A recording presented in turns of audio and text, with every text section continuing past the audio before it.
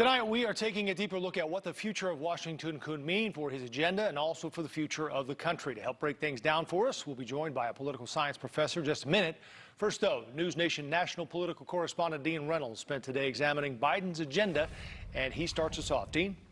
Joe, today's elections in Georgia may have a profound impact on Joe Biden's presidency even before he takes the oath of office in just over 2 weeks.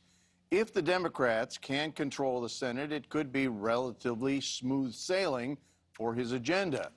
But if the Republicans retain control, he could face some very stormy seas.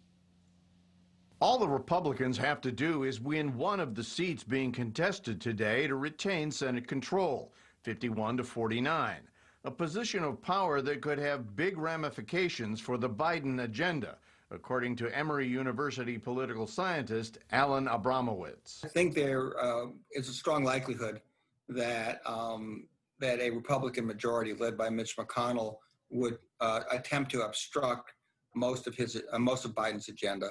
The president-elect has proposed major initiatives on a number of topics that may wither, he says, if Republicans are in charge, because they know their base would rebel if they compromise. Abramowitz says there might be some cooperation on an infrastructure bill or a scaled-down pandemic relief package, but nothing is certain. Given the divisiveness of politics right now, given the degree of polarization that we see, not just in the Senate, but in the country, I think would be very reluctant to go along with much of Biden's agenda. A Republican majority could also spell trouble for Biden's judicial nominations and even his cabinet, both of which require Senate confirmation.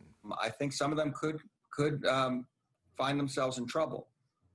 We know that some of the people that Biden has already nominated are not popular with Republicans. But a president has many tools, including executive orders, to fight obstructionists. I think what you're going to see in the first days of a Biden administration in any event is that he's going to very quickly reverse a lot of the executive orders that were put in place by President Trump.